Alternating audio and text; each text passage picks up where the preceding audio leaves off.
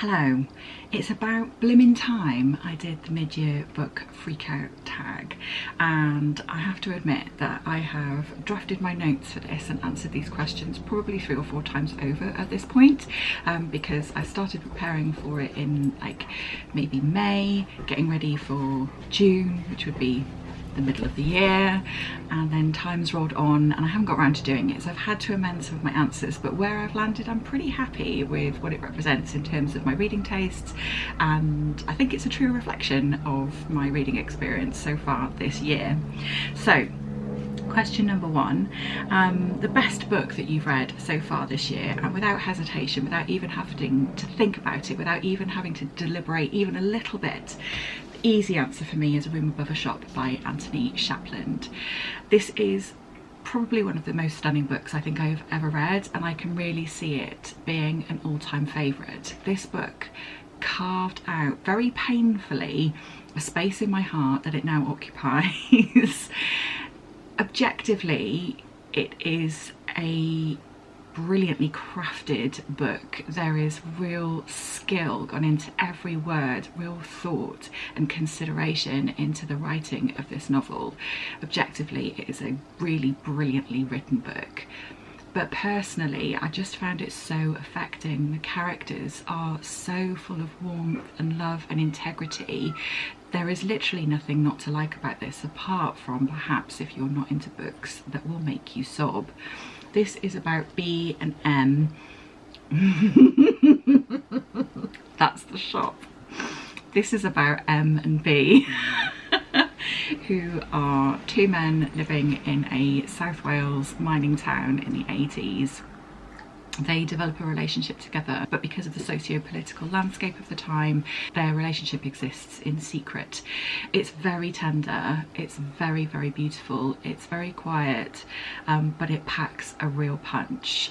This will, I'm really confident, be one of my all-time favourite books ever. In answer to the question of the best sequel I've read so far this year, I've actually read a couple of sequels this year. I'm going to say Gin Palace by Tracy Whitwell. There are more literary answers I could have given to this question, and I did debate about which book to include here, but let's call these my guilty pleasure. I just really enjoy this series. The first book in this series is The Accidental Medium, which I read last year and thoroughly enjoyed. It's about Tans, who is a sort of failed actress, and she discovers that she has this ability to see and hear ghosts, and she ends up using this gift to like solve crimes basically. These books are just a really fun time, and I thoroughly enjoyed this one, and will look forward to reading the next. Now, despite my best intentions to read a balance of backlist and new releases, I have been quite new release focused this year. I suspect that's kind of inevitable, given that the first half of the year is quite prize focused and there are a lot of new releases coming out at that time of year. It'll be interesting to see kind of later in the year if that continues to be the case, or if I feel a bit more able to step away from the bright shiny new things coming out and to turn to some backlist books, but you know, that remains to be seen. But in answer to the question about new releases that I haven't got to yet that would like to read, I have 3. So the first is When the Cranes Fly South by Lisa Ridzen. This is about a dog, so that's a Kerry book immediately. And it's been described by a lot of people who've reviewed it as very heartwarming and lovely, but also with a touch of emotional trauma. So all of this is sounding very much like a me book. It's also blurbed by Frederick Backman, which is a great sign. So I'm confident that I will really like this when I get to it. The next is a book that I pre-ordered, and that's The Book Game by Frances Wise. This is about a group of friends who go on a reading retreat. Now, I'm really keen on the idea of organising this, and I've talked to a couple of friends about it, and we are potentially going to do it at some point, just book a holiday somewhere and go and read together. So there's 8 friends, they are on a holiday, they're reading together during the day and then having lovely meals and socialising in the evening. Sounds perfect. But the blurb tells us that some old tensions start to bubble to the surface, and what starts off as a really relaxing holiday soon turns into something life-changing. And the third book that I'm looking forward to reading, which has been released very recently, is Endling by Reva. This is about a journey that 3 women and an endangered snail take across Ukraine. It's described as brilliantly funny, and my understanding is the main character dates Westerners who've come over to Ukraine to find supposedly docile brides who haven't discovered feminism yet, and she exploits them to fund her projects. Sounds rather marvellous to me, and I've seen this one pop up on lots of people's Booker predictions. As for my most anticipated release for the next half of this year, I'm really looking forward to reading Pick a Colour by Souvankham Thammavongsa. Told over the course of one day, we meet Ning, who is a retired boxer working in a nail salon, and to her customers she's just another manicurist called Susan. She's described as a woman of rigorous intellect, and as the day grinds on or files down, she is haunted by opportunities not taken and paths not walked. These 2 opposing identities eventually demand a reckoning, and we get to see the way a world of privilege looks to somebody like Ning. It is out on the 25th of September. Now for my biggest disappointment of the year, and nobody is more disappointed than I to be sharing a book by a Welsh author with you. It's The Inverts by Crystal Jeans. This is about a couple in the 1920s. Both are gay and friends since their youth, and decide to marry each other so that they can protect their lifestyles and carry on having the relationships they want to outside of their marriage, whilst maintaining their friendship, as well as the illusion to society that they are following social norms, being a married couple. Unfortunately, this had so little character development. It was quite infuriating to read in the end. There was a huge amount of internalised homophobia, which never really develops or changes or is answered or accounted for. The characters are pretty vapid. They are horrid to each other and other people, and none of that really changes throughout the course of the book. I found it in the end, as I say, really frustrating and incredibly disappointing, because this could have been a lot of fun as well as being quite poignant. For my biggest surprise, I'm going to share That Great Atlantic Waltz by Malachy Tallack. This is a really quiet, understated book in which very little happens. It's about a sort of semi-retired gentleman living alone in a remote Scottish cottage. He is a talented musician and songwriter, but he doesn't share that with the world outside. But we as a reader get to experience his songs, which are written into the book in like handwritten pages, which was really cool. As I say, very little happens, but we get to know this character through flashbacks to his parents and their lives in his youth. I think the thing that was surprising to me was that it was so quiet, so understated, and yet really emotionally affecting. I felt really quite close to these characters by the end. But not only that, there is actually genuinely, literally, a very big surprise at the end. In answer to the question of new favourite author, I think here I probably have to say Amy Keyes. I read Arrangements in Blue earlier this year. I've passed it on to a friend to read next, so I don't have my copy still.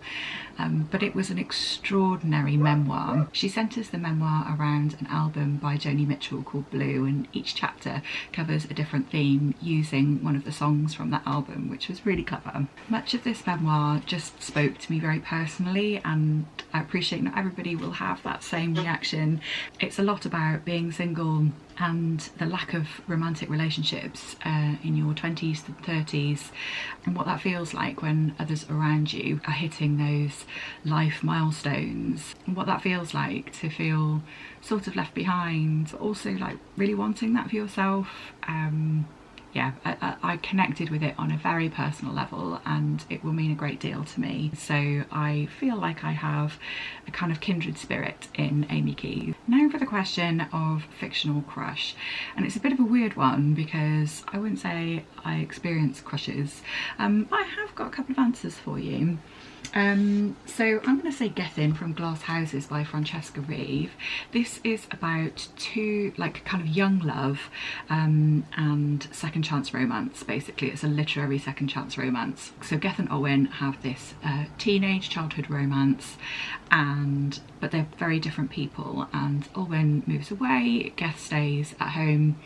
He's a real kind of stoic character. He decides, instead of going off to university and kind of continuing his education like his parents hoped for him, he decides he wants to qualify in using a chainsaw and become like a tree person, and that's what he decides to do. He's a small-town guy, he's a real homebody, but he's also really emotionally intelligent and is capable of being really vulnerable as well as really masculine. So all of those qualities I thought made him a really, really great character. The other one that sprung to mind in answer to this question is Gelon from Glorious Exploits by Ferdia Lennon. Gelon is a strong silent type. If you're sensing a theme, you won't be wrong. So yeah, I think he was a cracking character. I love the characters in here. Lampo and Gelon are both absolutely fantastic. Lampo is a kind of cheeky chappy. It was interesting, we read this for book club, and basically nobody else liked it because they didn't connect with the characters. They thought they were pretty awful, and they are, but in such a deliciously nuanced way that makes you really like them, I think. Maybe that says more about me. So what is this about, Kerry? This is set in Syracuse in like 400 BC. The Athenians have come over to Sicily and tried to start a war. They lost, and so some of them are now being kept in a quarry. And the local Syracusians, I don't know if that's a word, are allowed to kind of go and visit them and feed them if they want to. It is gross, like that's really gross. And two of these local chaps, Gelon and Lampo, decide to put on a play and use the Athenians as their actors, and that's the kind of like nature of this story. There's a lot to like in here, I think, and it's dark, but it's also really bloody funny. It's written in like Irish vernacular, which I loved. I thought that was a really clever twist, and having seen Ferdia Lennon interviewed, it was interesting to hear him talk about the fact that actually when we watch films about the Romans, they've often got like this kind of like stiff upper lip and really plummy English accent. Which is really silly when you think about it, so why not make them Irish? I thought it was really wonderful. But yeah, Gelon, the strong silent type with a penchant for the arts, probably goes on my list of fictional crushes. On to favourite character, and it can't be anybody other than Arama from Our by Becky Manawatu. Arama is 8 years old, and he is surrounded by pain and deprivation and poverty and trauma, and yet he is so brave. He is such a kind-hearted, brave little boy. He understands that when you have a baddie, like if you hurt yourself, you put a plaster on it, and so when he's feeling emotional pain, he puts plasters on his body to try to help make himself feel better. He is just the most delightful character, and this was a really, really super book if you can tolerate the trauma. Now for a book that made you cry, and I am going to say Shark Heart by Emily Habeck. I'm late to the party with this one, and I'm really grateful to have read it with a book club. It's got the most unusual premise. It's about a newly married couple who discover that the husband in the relationship has got a rare mutation condition, which means that he is slowly turning into a great white shark. Just how Emily Habeck managed to make that so emotionally affecting, I don't know, but she really did. It's a fantastic book, and I almost gave this as my answer to a book that made you happy, because we had the most fantastic discussion about it in book club. Everybody took something really poignant and meaningful from it, but everybody took something really different from it, and that for me is a really great example of great speculative fiction. But the actual answer to the question of book that made me happy that I've read so far this year is going to be Dog by Rob Perry. This is a really, really sweet book, full of humour and heart and warmth. This is about a boy who lives with his gran in a caravan, and she looks after him until she's taken into hospital and he's left to fend for himself. And one day whilst walking on the beach, a dog follows him home. He's not keen on this at all. Benjamin clearly has quite severe germ phobia and other issues which make it very difficult for him to kind of relate to others and to socialise. And yet the relationship that develops between him and this dog is the purest thing that you will read about ever. In answer to the most beautiful book I have bought so far this year, I think I'm going to say it's Much With Body by Polly Atkin. This is a poetry collection. It's predominantly about landscapes and lakescapes of the Lake District area in the UK, and I understand there's quite a bit in here about Polly's love of wild swimming, which is something that I really enjoy too. But I think this cover is really stunning, and just looking at it fills me with that really palpable sense of calm that you experience when you swim in cold water or in wild swimming. The last question is books that you need to read before the end of the year. Now, tons of books that I want to read before the end of the year, but in terms of what I need to read, probably the only one is this one, The New Age of Sexism by Laura Bates. This is a book about how AI is influencing misogyny, and Laura Bates has done some really tremendous research in this field. It's really important and really timely, and the reason that I want to pick this up sooner than later is because it relates to my work. So it's part of a kind of like summer project for me to do a bit of research into this, part of which will be reading The New Age of Sexism. The incredibly kind folk at Simon & Schuster sent me a couple of copies of this for me and my colleagues to read, and we are very grateful for that. So that will be happening in the next few weeks.